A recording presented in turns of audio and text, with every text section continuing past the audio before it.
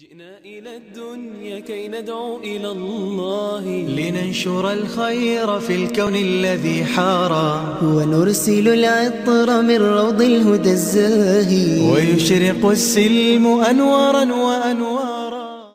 Now I want to tell you about one of the ways in which shaitan got our parents. If you really want to understand shaitan properly, you need to see where his career began. His career began with messing with our parents, Adam and Hawa, salamun alayhima. And if you really want to understand that, you have to study Surah Al-A'raf.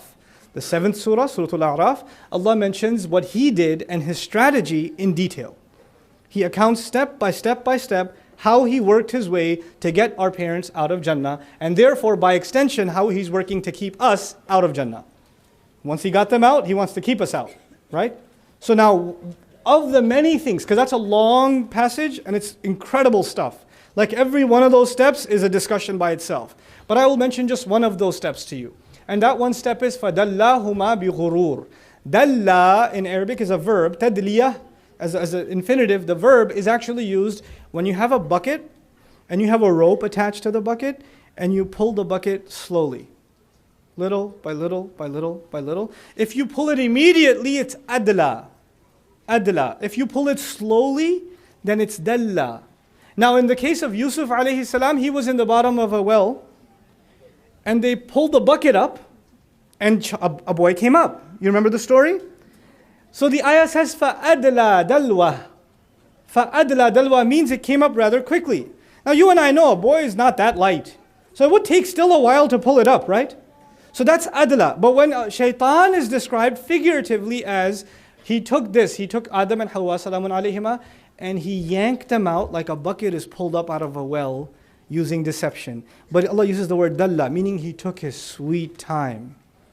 Like a boy being pulled out of the well would take a few minutes too, but shaitan took a lot longer than that to pull them out of Jannah. In other words, he didn't just go there and say, hey, that fruit, just do it, come on. And that was it. And then our parents were like, okay, sounds like a good idea. Like, no. He did waswasa. He came to them. First time they caught it. Then he came again. Then he came again. Then he came again. Then he came at night. Then he came in the morning. They say, hey, you hungry? Are you hungry? Hey, so I know this one tree. Now imagine Jannah has countless trees. Countless trees. Jannah is way bigger than this earth. Allah says, عَرْضُهَا السَّمَوَاتُ وَالْأَرْضِ. Its size is the skies and the earth combined. Then he says, عَرْضُهَا كَعَرْضِ السَّمَاءِ وَالْأَرْضِ. Its size is maybe somewhat comparable to the skies and the earth, meaning it's even bigger than the skies and the earth. It's even bigger than that. So how many trees in Jannah? And Allah calls it Jannah, which means every bit of it is covered with green or trees. So the entire span of more than what we know of the constantly expanding universe is covered with trees. So how easy is it to find one haram tree? You mean, think about that. Of all the trees in the entire universe of Jannah, there is one that is haram, and shaitan had to first of all GPS them back to that one tree. Little by little, no, take this turn. Why don't you go over here? Why don't you go check that out? Check those strawberries. Those look pretty good, don't they? And he didn't call them to the haram necessarily. Dalla suggests he called them to something. Now, are all the other trees haram? No. All the other trees are not haram. But he's not even directly saying go to that tree. He's saying go to this one. Now go to that mountain. Check out this waterfall. Then go over here. Then go over here. And they're going and they think this has nothing to do with what? A larger plan. They don't see it, that this is part of a larger plan. And Allah is teaching us that's exactly what shaitan does. So what does he do with you? He tempts you into doing something. And when you do it, at first, it's not haram. I mean, it's not totally haram. At least I'm not doing, and then you can fill in the blank with your creativity. Because when kids get caught, they say, at least I didn't, and then they, right? But he only wanted to get you to the first milestone. Because from there, he will work on you for a month or two to get you to the second milestone. And then to the third milestone. And then to the fourth milestone. Eventually, you will be doing the very thing you said early on, at least I'm not doing, you'll be doing that. But he won't get to you immediately. He will work on you slowly. He'll work on you slowly. He'll work on a guy and a girl to develop an illegitimate relationship slowly. First they'll just see each other in the bazaar. At the Islamic bookstall. Oh, you like that tafsir too? I love that tafsir. Yep. I love Ibn Kathir. Yeah, it's amazing. Oh, you love that surah too? Oh, okay. Oh, it's the last copy. Oh, I'll let you buy it. It's okay, please. It's innocent. It's nothing. It's okay. Alhamdulillah. He said, Salamu alaikum. You said, Wa alaikum salam. He. You did a little bit. It was all innocent at first. And then it takes a little bit. Hey, do you know Abdul Karim? Well, yes, I do, Abdul Karim. You know?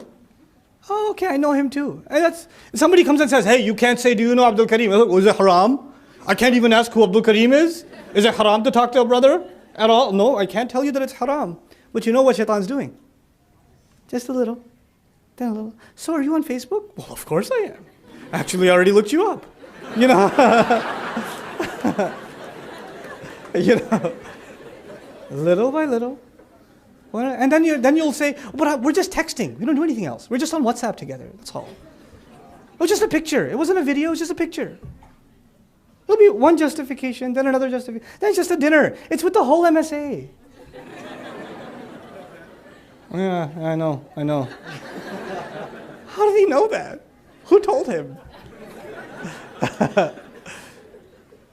One thing to another, then I get the phone call. Brother Nouman, do you have a couple of minutes? I want to talk to you. What's her name, bro? The shaitan, the Allahumma bi ghurur, he got us. Now I really want to marry her, but I'm 14 years old and it's happened.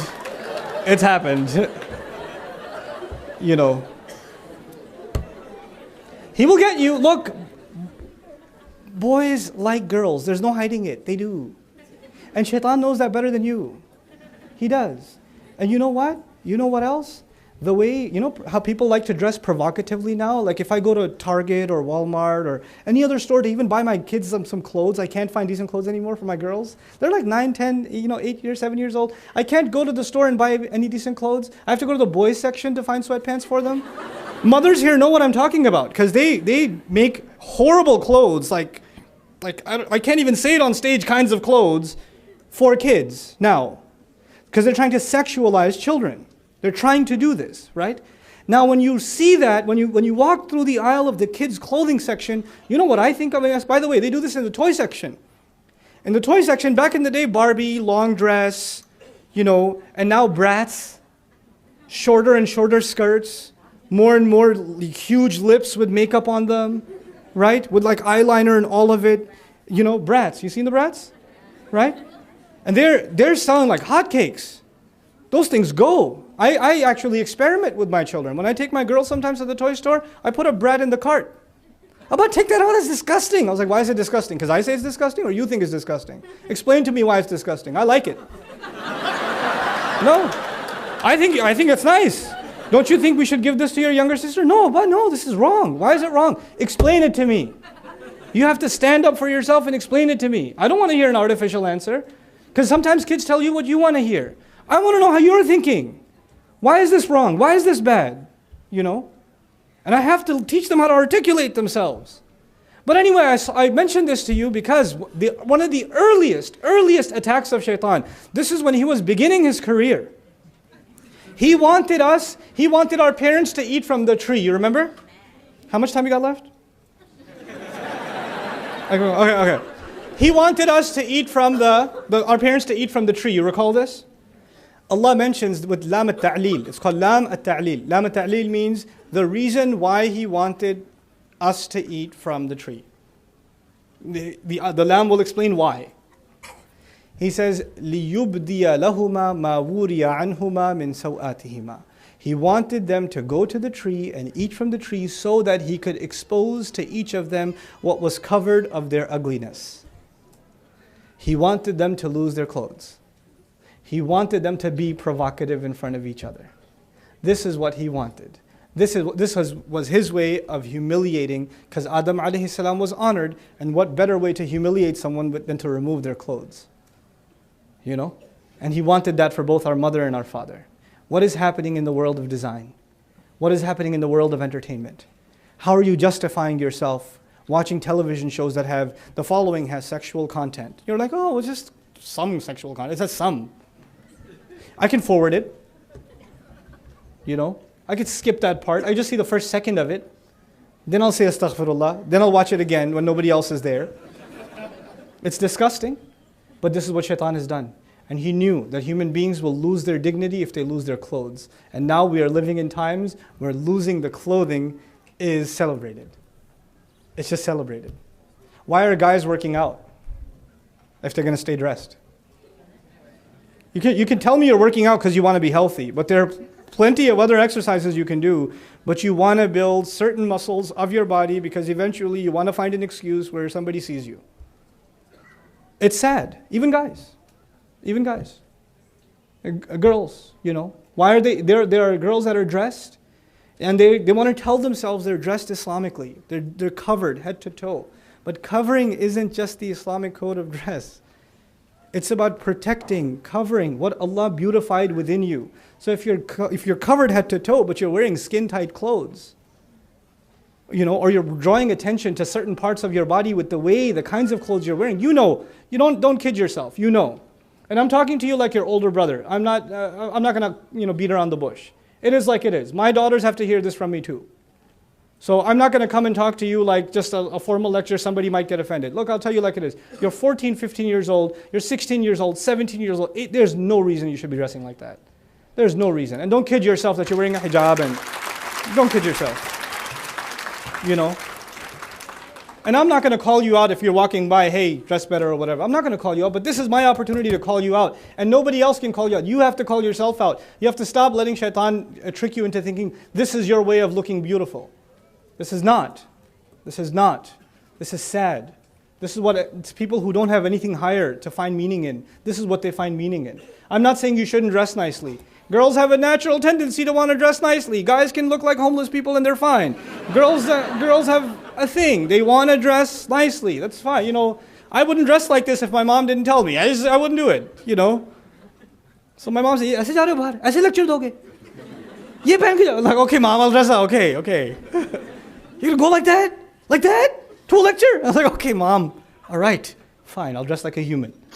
But girls want to look pretty. That's fine. You know what? Cool. That's cool. No problem. Allah even says when He revealed clothing, He said, warisha, and means to look well, look nice. He did. But not provocative, and you are smart enough to know the difference, and please don't pretend you don't. You do. You know very well. And your mother calls you out on it too. Your mother calls you out and you say, "Mom, come on, don't say that. You're embarrassing me." No, she's not embarrassing you. She's giving you a reality check. Because shaitan's messing with you and your mom's trying to help you out. Don't dress like that, don't dress like this. And then there are the sad situations in our families where the mother tells the daughter, take the hijab off. Why is your jilbab so loose? Why can't you get a tighter one? That'll look nicer. You know, there are those sad, disgusting situations. That needs to stop. Yes, I know. I know. Let me pick on the boys now and I can go. So that was one trickery of shaitan that I wanted to highlight for the young ladies. For the young men, just very quickly, one of the meanings of the word shaitan, shata, is halaka wahtaraq. Actually, ihtaraq wa halak, which means he got set on fire. Literally, to be set on fire. It's used as a figure of speech in Arabic for losing one's temper. So you justify your misbehavior by losing your temper and storming out of a conversation. And then you still do what you do. So your mom says, stop playing video games. Forget it. And you just walk away. And now your mother's like, beta, don't be so angry. It's okay. Come back. No, mom. You're always interrupting my very important, purpose in life. Like, or is it Half-Life? I don't know what the game is called. You hide, you justify your misbehavior by just acting all tough. So nobody could correct you. Anybody tries to give you advice, you all go, hey! All right, whatever, I'm not coming back. I don't need this. This is shaitan. That's shaitan. When you're incapable of taking advice, incapable of being corrected, you get flared up. You just got flared up. I gave khutbah yesterday, I was really happy with myself. I gave khutbah and usually my khutbahs don't make any sense. Yesterday it made sense, I thought. It made sense. You know? So I was like, okay, alhamdulillah, this one went well. Uncle comes up to me and says, your khutbah made no sense at all. It had no content. I did not understand anything you were saying. It was completely impractical. It was terrible. You have an obligation to speak clearly in front of the youth. You did not connect with the youth at all. I thought your khutbah was terrible. And I listened to that and I said, okay, do you have any suggestions? And he said, yeah, I have lots of suggestions. And my family was waiting downstairs. They're in the car, kids getting cranky and all that. I sat with the uncle for 30 minutes and he gave me suggestions and I wrote them. I literally wrote them. I put them in my phone. I kind of want to save them and I have them. And I disagree with some of them, but I agree with some of them. You have to learn to take criticism. It's okay. I did not say, excuse me, are you on YouTube? You know. No. You know. Guys, don't get heated when somebody corrects you. Chill out. Just accept it. Take it.